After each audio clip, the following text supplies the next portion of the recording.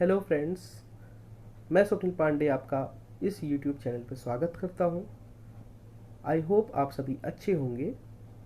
आज का टॉपिक शुरू करने से पहले अगर किसी ने हमारे यूट्यूब चैनल को अभी तक सब्सक्राइब नहीं किया है या फिर हमारे चैनल पर नया है तो प्लीज़ इसे जल्दी से सब्सक्राइब करें और हमारे चैनल के जो वीडियोस हैं उन पर ज़्यादा से ज़्यादा लाइक, शेयर और कमेंट करें।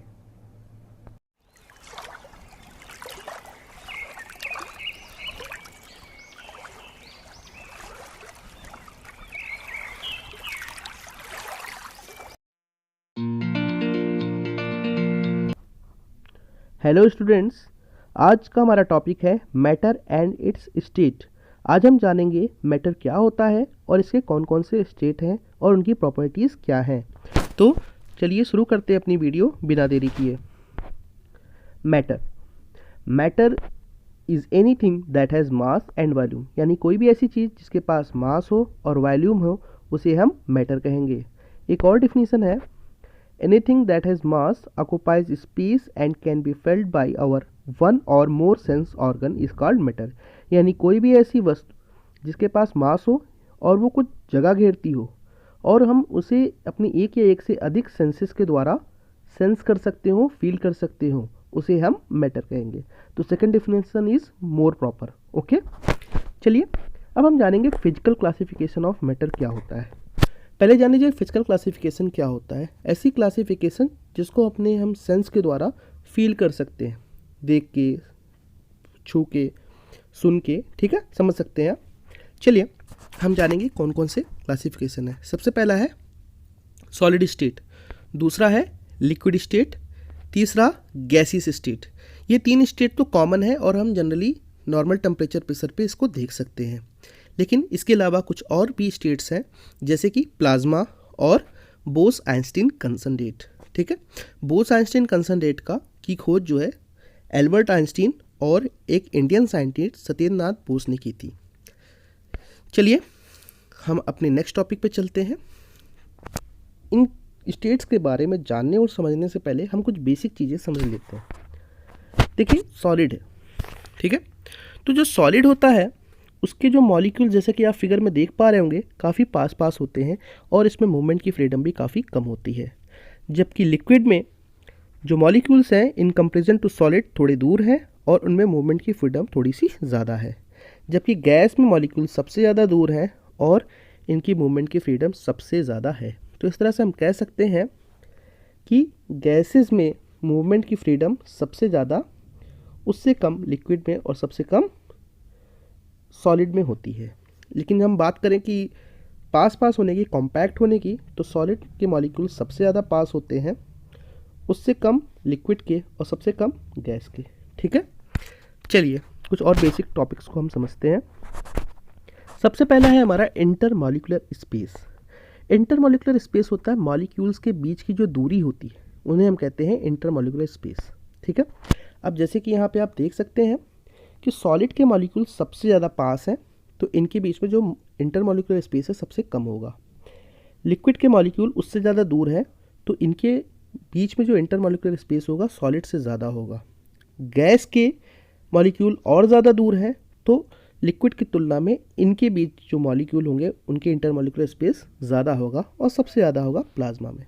यानी हम समझ सकते हैं सॉलिड में सबसे कम इंटरमॉलिक्यूलर स्पेस होता है, लिक्विड में उससे ज़्यादा, गैस में उससे ज़्यादा और प्लाज्मा में सबसे ज़्यादा होता है। ठीक है, चलिए नेक्स्ट टॉपिक पे। अब हम बात करेंगे इंटरमॉलिक्यूलर फोर्स ऑफ अट्रैक्शन की। इंटरमॉलिक्यूलर फोर्स ऑफ अट्रैक्शन जो है वो दो मॉलिक्यूल्स के बीच की फोर्स ऑफ अट्रैक्शन की बात करता है। यानी दो मॉलिक्यूल्स जब पास पास होते हैं तो उनके बीच में कुछ फोर्स ऑफ अट्रैक्शन लगता है जिसे हम इंटरमॉलिक्यूलर फोर्स ऑफ अट्रैक्शन कहते हैं। लेकिन एक बात इसकी और जानना ज़रूरी है कि जितनी कम दूरी होगी इंटरमॉलिक्यूलर फोर्स ऑफ अट्रैक्शन उतना ज़्यादा होगा। यानी मॉलिक्यूल्स जितने पास होंगे इंटरमॉलिक्यूलर फोर्स ऑफ अट्रैक्शन उतना ही ज़्यादा लगेगा उनके बीच में, और जितने दूर होंगे उतना ही इंटरमॉलिक्यूलर फोर्स ऑफ अट्रैक्शन कम लगेगा। चलिए, तो इस हिसाब से अगर हम देखें तो चूँकि सॉलिड के मॉलिक्यूल्स सबसे पास होते हैं, इस वजह से इंटरमॉलिक्यूलर फोर्स ऑफ अट्रैक्शन सबसे ज़्यादा सॉलिड में होता है। लिक्विड के मॉलिक्यूल्स सॉलिड की तुलना में थोड़ी दूर होते हैं, इसलिए उसमें intermolecular force of attraction solid की तुलना में कम, और सबसे कम इंटरमॉलिक्यूलर फोर्स ऑफ अट्रैक्शन लगता है गैस में। ठीक है, तो इस तरीके से सॉलिड्स में इंटरमॉलिक्यूलर फोर्स ऑफ अट्रैक्शन सबसे ज़्यादा, उससे कम लिक्विड में, और उस सबसे कम गैस में। चलिए next, kinetic energy. Kinetic energy is the energy which is possessed by a body by virtue of its motion, यानी मोशन के कारण अपनी गति के कारण जो ऊर्जा कोई बॉडी पजेस करती है उसे हम उसकी गतिज ऊर्जा या काइनेटिक एनर्जी कहते हैं। यानी मोशन या मूवमेंट की वजह से जो एनर्जी किसी भी पार्टिकल में होगी उसे हम उसकी क्या कहेंगे, काइनेटिक एनर्जी कहेंगे। चलिए अब हम यहाँ से देखते हैं, चूंकि सॉलिड में मॉलिक्यूल्स ज़्यादा पास हैं और उनके बीच में मूवमेंट की फ्रीडम सबसे कम है, लिक्विड में उससे ज़्यादा फ्रीडम होती है मूवमेंट की, और सबसे ज़्यादा मूवमेंट हो सकता है गैस में। जाहिर सी बात है कि सॉलिड में सबसे कम काइनेटिक एनर्जी होगी, उससे ज़्यादा लिक्विड में होगी, और सबसे ज़्यादा गैस में होगी। यानी जिसमें जितना मूवमेंट की फ्रीडम ज़्यादा, जितनी ज़्यादा दूर होंगे मॉलिक्यूल उतनी मूवमेंट की फ्रीडम ज़्यादा होगी, और उतनी ही ज़्यादा उनके अंदर काइनेटिक एनर्जी, यानी सॉलिड में सबसे कम, लिक्विड में उससे ज़्यादा, और गैस में सबसे ज़्यादा। ठीक है, चलिए अब बात करते हैं फ्लूइड की। फ्लूइड कोई भी ऐसी चीज़ हो सकती है जो फ्लो कर सकती है, जैसे कि हमारा वाटर या लिक्विड फ्लो कर सकता है, उसी के साथ साथ गैस भी फ्लो कर सकती है। यानी जिसके अंदर भी फ्लो करने की टेंडेंसी होगी उसे हम फ्लूइड कहेंगे। आप ये अच्छे से जानते हैं कि लिक्विड आराम से फ्लो करता है और गैस भी फ्लो करती है, बट आपको ये नहीं पता कि सॉलिड भी फ्लो कर सकते हैं। सॉलिड आपको इसलिए नहीं पता क्योंकि आप उसे देख नहीं सकते। सॉलिड का जो फ्लो करने की टेंडेंसी होती है इतनी ज़्यादा स्लो होती है कि वो सालों में फ्लो करता है, 20-25 साल लग जाते हैं एक एमॉर्फस सॉलिड को फ्लो करने में। ठीक है, तो वो हम नॉर्मली देख नहीं सकते, लेकिन सॉलिड की तुलना में कई गुना ज़्यादा तेज़ी से फ्लो करते हैं लिक्विड और गैस। और इन दोनों में भी बात करें तो लिक्विड की तुलना में गैस ज़्यादा तेज़ी से फ्लो करता है। ठीक है, लिक्विड भी तो हम मेनली कह सकते हैं, अगर सॉलिड को इग्नोर भी कर दें तो मेनली हम कह सकते हैं कि जो हमारा लिक्विड है और गैस है ये दोनों फ्लूइड होते हैं, यही दोनों फ्लूइड हैं, लिक्विड और गैस। ठीक है, यानी फ्लो करने की प्रॉपर्टी को हम कहते हैं फ्लूइडिटी, और जो ऐसे भी स्टेट्स ऑफ मैटर है जो फ्लो कर सकते हैं उसे हम कहेंगे फ्लूइड। ठीक है, ओके। अब हम बात करेंगे डिफ्यूज़न की। तो diffusion is the property of matter by virtue of it flow from higher concentration to lower concentration. यानी डिफ्यूज़न में क्या होता है, जो मैटर के जो पार्टिकल्स होते हैं वो हायर कंसंट्रेशन से लोअर कंसंट्रेशन में तब तक फ्लो करते हैं जब तक दोनों जगह कंसंट्रेशन बराबर ना हो जाए। आइए फिगर से समझते हैं। आप इस फिगर में देख सकते हैं कि एक तरफ मॉलिक्यूल्स ज़्यादा है, उनका कंसंट्रेशन ज़्यादा है, और एक तरफ मॉलिक्यूल का कंसंट्रेशन काफ़ी कम है। तो जो फ्लो हो रहा है वो कहाँ से हो रहा है, higher concentration to lower concentration हो रहा है। ठीक है, तो इसी प्रॉपर्टी को हम डिफ्यूज़न कहते हैं। ठीक है, तो डिफ्यूज़न की जो प्रॉपर्टी है सबसे ज़्यादा गैस में देखने को मिलती है, उससे कम लिक्विड में, और सबसे कम आपको मिलेगी सॉलिड में। ठीक है, यानी जितना मूवमेंट ऑफ फ्रीडम होगा उतना ही ज़्यादा डिफ्यूज़न की प्रॉपर्टी। तो गैस में सबसे ज़्यादा डिफ्यूज़न होता है, लिक्विड में उससे कम, और सॉलिड में ना के बराबर होता है। ठीक है, चलिए नेक्स्ट टॉपिक देखते हैं, डेंसिटी। डेंसिटी आप जानते भी होंगे, डेंसिटी होता है हमारा मास अपॉन वॉल्यूम। मास यहाँ न्यूमरेटर में है और वॉल्यूम यहाँ पे डिनोमिनेटर में है। ठीक है, तो density is the fraction of mass and volume. Okay, अब इसको समझने की कोशिश करते हैं। चूंकि आपका सॉलिड, इसका उतने ही वॉल्यूम में मास ज़्यादा रहता है तो डेंसिटी सबसे ज़्यादा होगी सॉलिड की। लिक्विड में आप देख रहे हैं उतने ही वॉल्यूम में मॉलिक्यूल चूंकि दूर दूर है तो मास कम होगा, यानी सॉलिड की तुलना में कम होगी डेंसिटी किसकी, लिक्विड की। और गैस में मॉलिक्यूल चूंकि सबसे ज़्यादा दूर दूर है तो इसकी डेंसिटी सबसे कम होगी।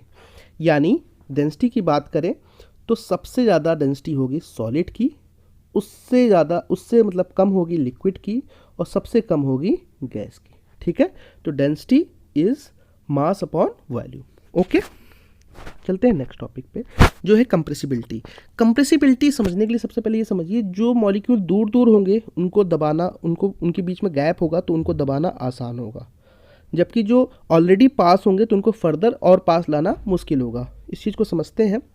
जैसे कि आप फिगर में देख सकते हैं, ये सॉलिड है और इसको ऊपर से इसको प्रेस तभी कर सकते हैं जब मॉलिक्यूल्स ऑलरेडी सबसे मिनिमम डिस्टेंस पे हैं। अब इतनी इससे कम डिस्टेंस पॉसिबल ही नहीं है, तो इसको कंप्रेस करना सबसे कम होगा। लिक्विड चूँकि इसके मॉलिक्यूल्स थोड़े दूर दूर होते हैं, तो इसको कंप्रेस करना सॉलिड की तुलना में आसान होगा। और सबसे ज़्यादा मॉलिक्यूल दूर होते हैं गैस में, तो इसको कंप्रेस करना सबसे ज़्यादा आसान होगा। यानी अगर हम कंप्रेसिबिलिटी की बात करें तो गैस की कंप्रेसिबिलिटी सबसे ज़्यादा होगी, लिक्विड की उससे कम, और सॉलिड की सबसे कम कंप्रेसिबिलिटी होगी। ठीक है, चलते हैं। तो अब हम समझेंगे कि सॉलिड स्टेट क्या होता है। Solid state has a definite shape and possess definite volume, यानी सॉलिड स्टेट का शेप भी डेफिनेट होता है और इसका वॉल्यूम भी डेफिनेट होता है। Solid states are generally hard and rigid, यानी सॉलिड स्टेट क्या होता है, हार्ड होता है और रिजिड होता है। रिजिड का मतलब ये होता है कि इसके ऊपर जब फोर्स लगाते हैं तो ये अपने शेप को आसानी से चेंज नहीं करता है। ठीक है, इसके एग्जांपल्स देखें तो would, table, copper rod, common salt. Common salt जैसा कि आप जानते ही हैं, नमक, ये भी एक सॉलिड स्टेट है। चलिए अब हम कुछ प्रॉपर्टीज़ जानेंगे सॉलिड स्टेट के।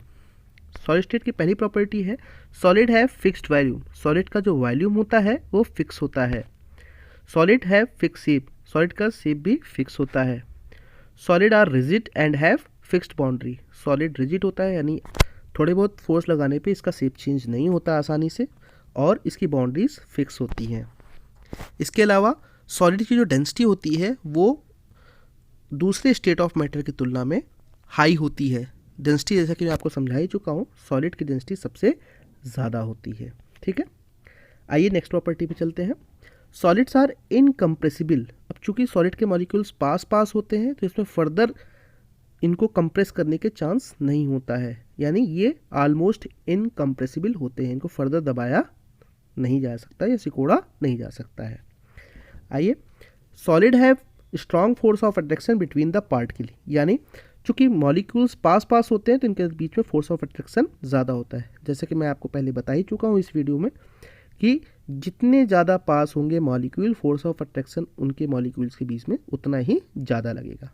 चलिए, kinetic energy of particle in solid state is very less. अब चूंकि मॉलिक्यूल पास है, फोर्स ऑफ अट्रैक्शन ज़्यादा है, मूवमेंट की फ्रीडम सबसे कम है, केवल इसमें टू एंड फ्रो मूवमेंट ही कर सकते हैं। तो मूवमेंट चूंकि कम है, और आपको पता ही है काइनेटिक एनर्जी मोशन की वजह से जो एनर्जी होती है उसे कहते हैं। तो अब मोशन ही कम है तो काइनेटिक एनर्जी भी कम होगी, यानी सॉलिड में काइनेटिक एनर्जी काफ़ी कम होती है। आइए नेक्स्ट प्रॉपर्टी पे चलते हैं। Solid has less intermolecular space between the particle. Obvious है, जब मॉलिक्यूल्स के बीच में दूरी सबसे कम है, सबसे ज़्यादा पास पास सॉलिड स्टेट में ही है, तो इनके बीच में इंटरमॉलिक्यूलर स्पेस भी काफ़ी कम होगा। ठीक है, solid diffuse into solid to very less extent. मैंने आपको डिफ्यूज़न टॉपिक में बताया ही है कि सॉलिड डिफ्यूज़ तो करता है बट वो इतना कम होता है कि जिसे हम देख भी नहीं सकते, सालों में डिफ्यूज़न होता है, बहुत स्लो रेट से डिफ्यूज़न होता है। ठीक है, तो सॉलिड, लिक्विड और गैस में सबसे स्लो रेट से डिफ्यूज़न सॉलिड का होता है। अब आते हैं लिक्विड स्टेट पे। लिक्विड स्टेट का वॉल्यूम तो डिफिनिट होता है बट इसका शेप डिफिनिट नहीं होता। ये हर वो शेप एक्वायर कर लेता है जिस कंटेनर में इसको रखा जाता है। इसके एग्जाम्पल आप जानते ही हैं, वाटर, मिल्क, ऑयल, इनके एग्जाम्पल है। ठीक है, अब प्रॉपर्टीज़ ऑफ लिक्विड स्टेट के बारे में बात करेंगे। लिक्विड फ्लो कर सकता है, मैंने आपको बताया ही है कि liquid are fluid, liquid fluid होते हैं तो ये फ्लो कर सकते हैं। ठीक है, इसके बाद लिक्विड का जो शेप होता है वो फिक्स नहीं होता है। ठीक है, ना इसकी कोई फिक्स्ड बाउंड्री होती है, ये जिस भी कंटेनर में रखा जाता है उसका शेप एक्वायर कर लेता है। लिक्विड का वॉल्यूम फिक्स होता है। ठीक है, जो इसका वॉल्यूम होगा वो फिक्स होगा। इसके अलावा लिक्विड की जो डेंसिटी है सॉलिड की तुलना में कम होती है। इसका कारण ये है कि सॉलिड की तुलना में लिक्विड के मॉलिक्यूल्स दूर दूर होते हैं, जिसकी वजह से इसकी डेंसिटी थोड़ी सी कम होती है। ठीक, नेक्स्ट, सॉलिड जो होते हैं उनकी कंप्रेसिबिलिटी, चूँकि गैस में मॉलिक्यूल्स दूर दूर होते हैं तो उनको ज़्यादा कंप्रेस किया जा सकता है, जबकि लिक्विड में मॉलिक्यूल थोड़े से पास होते हैं गैस की तुलना में तो उसकी कंप्रेसिबिलिटी थोड़ी सी कम होती है। अब इंटरमॉलिक्यूलर स्पेस, अब देखिए सॉलिड की तुलना में लिक्विड के मॉलिक्यूल थोड़े दूर होते हैं और गैस की तुलना में लिक्विड के मॉलिक्यूल थोड़े पास होते हैं। तो जाहिर सी बात है इंटरमॉलिक्यूलर स्पेस जो लिक्विड का होगा वो सॉलिड से ज़्यादा और गैस से कम होगा। ठीक है, अब बात करते हैं इंटरमॉलिक्यूलर फोर्स ऑफ अट्रैक्शन की, जो कि वीक होता है एज कम्पेयर टू सॉलिड। अब फिर वही बात यहाँ पे आएगी, सॉलिड की तुलना में लिक्विड के जो मॉलिक्यूल्स हैं वो थोड़े से दूर हैं, तो जाहिर सी बात है जितने पास होंगे फोर्स ऑफ अट्रैक्शन उतना ज़्यादा होगा। लिक्विड के दूर है मॉलिक्यूल तो उनका फोर्स ऑफ अट्रैक्शन थोड़ा सा कम होता है सॉलिड की तुलना में, लेकिन गैस की तुलना में लिक्विड के मॉलिक्यूल्स पास है, तो यहाँ पे intermolecular force of attraction liquid में गैस की तुलना में ज़्यादा होगा। ठीक है, चलते हैं अगली प्रॉपर्टी पे, लिक्विड कैन डिफ्यूज। अब आपको पता है diffusion is the property by virtue of which a matter move from lower higher concentration to lower concentration. तो लिक्विड क्या है, डिफ्यूज कर सकता है, इसको मैंने पहले ही आपको समझा दिया है। Liquids have higher kinetic energy. अब चूंकि मूवमेंट की फ्रीडम सॉलिड से ज़्यादा है लिक्विड में, तो जाहिर सी बात है काइनेटिक एनर्जी भी लिक्विड के मॉलिक्यूल्स में ज़्यादा होगा। लेकिन गैस की कंपेरिजन में बात करें तो गैस की कंपेरिजन में लिक्विड का जो काइनेटिक एनर्जी है वो क्या होगी, कम होगी, क्योंकि गैस के मॉलिक्यूल्स में मूवमेंट ऑफ फ्रीडम ज़्यादा है। गैसेस स्टेट के बारे में बात करेंगे। गैसेस स्टेट के पास ना तो डिफिनिट वॉल्यूम होता है ना ही डिफिनिट शेप होता है, जो भी जितना भी इसको एरिया मिलेगा इसको कवर कर लेगा। जैसे कि आपके एक रूम में आप कोई एक सेंट की बोतल से हल्का सा सैंडविच लग देंगे तो ये पूरे कमरे में फैल जाएगा, यानी जितनी मैक्सिमम जगह उसको मिलती जाएगी वो उसको एक्वायर करता जाएगा। ठीक है, इसके एग्जाम्पल होते हैं ऑक्सीजन, हाइड्रोजन, इवन एयर भी इसका एक एग्जाम्पल है। अब हम बात करेंगे प्रॉपर्टी ऑफ गैसेस स्टेट की। तो सबसे पहली प्रॉपर्टी है गैस कैन फ्लो। मैंने बताया था गैस एक फ्लूइड होता है तो ये किसी भी डायरेक्शन में फ्लो कर सकता है। ठीक है, आते हैं gases do not fix shape, do not have fix shape, यानी गैसेस का जो शेप होता है वो फिक्स नहीं होता, जिस भी कंटेनर में रखे जाते हैं उसके शेप को ये एक्वायर कर लेते हैं। Gas do not have fixed volume, therefore they have no definite boundary. Gas का वैल्यूम भी फिक्स नहीं होता, इसकी वजह से इसकी कोई डिफिनिट बाउंड्रीज नहीं होती हैं। Gases are highly compressible. अब इसके मॉलिक्यूल मैक्सिमम दूर दूर रहते हैं, सबसे ज़्यादा डिस्टेंस गैसेस में ही होता है, तो इसकी कंप्रेसिबिलिटी सबसे ज़्यादा होगी, इसको सबसे ज़्यादा कंप्रेस किया जा सकता है। फिर बात करेंगे डेंसिटी की, तो चूँकि वही बात इसके मॉलिक्यूल्स दूर दूर होते हैं इसलिए इसकी डेंसिटी उतने ही वॉल्यूम में उसका मास कम होता है, जिसकी वजह से इसकी डेंसिटी सबसे कम होती है। ठीक, फिर रेट ऑफ डिफ्यूज़न गैस में सबसे ज़्यादा, गैस डिफ्यूज़ तो करते हैं लेकिन लिक्विड की तुलना में ज़्यादा तेज़ी से डिफ्यूज़ हो सकते हैं, तो डिफ्यूज़न रेट सबसे ज़्यादा होती है गैस में। इसी के साथ गैस की जो काइनेटिक एनर्जी है, चूँकि मूवमेंट ऑफ फ्रीडम सबसे ज़्यादा गैस में है, मॉलिक्यूल दूर दूर है, आसानी से मूवमेंट कर सकते हैं, जिस डायरेक्शन चाहे उस डायरेक्शन में मूवमेंट कर सकते हैं, तो लिक्विड और सॉलिड की तुलना में इसकी काइनेटिक एनर्जी ज़्यादा होनी ही होनी थी, क्योंकि काइनेटिक एनर्जी वो एनर्जी होती है जो मोशन की वजह से होती है, जितना ज़्यादा मोशन उतना ज़्यादा काइनेटिक एनर्जी। ठीक है, अब बात करेंगे अगली प्रॉपर्टी की। अब चूंकि डिस्टेंस सबसे ज़्यादा है, इसी वजह से इंटरमॉलिक्यूलर स्पेस जो होगा गैस में, मॉलिक्यूल्स के बीच में जो दूरी होगी वो सबसे ज़्यादा गैस में ही होगी। ठीक है, फिर बात करते हैं इंटरमॉलिक्यूलर फोर्स ऑफ अट्रैक्शन। अब चूंकि सबसे ज़्यादा दूरी गैस में है मॉलिक्यूल्स के बीच में, तो जितनी ज़्यादा दूरी उतना ही कम इंटरमॉलिक्यूलर फोर्स ऑफ अट्रैक्शन, इसीलिए गैसेज में इंटरमॉलिक्यूलर फोर्स ऑफ अट्रैक्शन सबसे कम होता है। ठीक है, अब बात करेंगे प्लाज्मा, जो हमारा फोर्थ स्टेट है। Plasma state consist of super energetic and super excited particle and exists at very high temperature. यानी जो प्लाज्मा होता है इसके जो मॉलिक्यूल्स होते हैं, जो कॉन्स्टिट्यूएंट पार्टिकल्स होते हैं, बहुत ही ज़्यादा एनर्जेटिक होते हैं और बहुत ही ज़्यादा एक्साइटेड पार्टिकल्स होते हैं, और ये नॉर्मल टेम्परेचर पे पॉसिबल ही नहीं है, बहुत ही हाई टेम्परेचर, पृथ्वी पे ऐसा टेम्परेचर पॉसिबल नहीं है। तारों में या सूर्य में भी इस तरह का टेम्परेचर होता है, वहाँ पे इस स्टेट का होना पॉसिबल है, लेकिन पृथ्वी पर भी हम आर्टिफिशियली ऐसा एनवायरनमेंट क्रिएट कर सकते हैं। ठीक है, तो प्लाज्मा क्या होता है, गैस से भी आगे की बात है। गैस में मॉलिक्यूल दूर दूर होते हैं और जब टेम्परेचर बहुत ज़्यादा गैस का इरेज किया जाता है तो इसमें से इलेक्ट्रॉन अलग हो जाते हैं, ये आयंस के रूप में को एग्जिस्ट कर पाते हैं। ठीक है, तो प्लाज्मा वही स्टेट है जब इलेक्ट्रॉन और आयंस एक साथ को एग्जिस्ट कर सकें। ठीक है, अब बात करते हैं प्लाज्मा है क्या। Plasma is an ionised gas, the gas into which sufficient energy is provide to free electron atoms और मॉलिक्यूल्स। यानी इलेक्ट्रॉन इन एटम और मॉलिक्यूल से इलेक्ट्रॉन फ्री स्टेट में चले जाते हैं। ठीक है, इसकी एग्जाम्पल की बात करें तो फ्लोरोसेंट ट्यूब और नियॉन साइन ऐसे होते हैं जो प्लाज्मा स्टेट इनके अंदर एग्जिस्ट करता है। अब बात करेंगे बोस आइंस्टीन कंसंट्रेट, ये बोस आइंस्टीन कंसंट्रेट हमारा 5th स्टेट है। जैसा कि मैं आपको बता चुका हूँ, इसे एल्बर्ट आइंस्टीन और सत्येंद्रनाथ बोस जो कि एक इंडियन साइंटिस्ट थे, दोनों ने मिलकर इसको खोजा था। Bose Einstein concentrate consist of super cooled solid in which the atoms lose their individual identity and condense to form a single super atom। यानी इस स्टेट में क्या होता है, सॉलिड होता है जिसमें सबसे ज़्यादा पास होते हैं। अब उससे भी टेम्परेचर काफ़ी लो कर दें, एक्सेप्शनली लो कर दें, इतना लो कर दें कि जितने भी एटम उस पर्टिकुलर मैटर में हैं वो सारे के सारे इतनी कम गति आ जाए, उनके अंदर काइनेटिक एनर्जी इतनी कम हो जाए कि वो as a single atom behave करने लगे, तब उस स्टेट को हम कहते हैं बोस आइंस्टीन कंसंट्रेट। ठीक है, तो ये हमारा आज का टॉपिक था। आई होप आपको समझ में आया होगा। Thank you so much.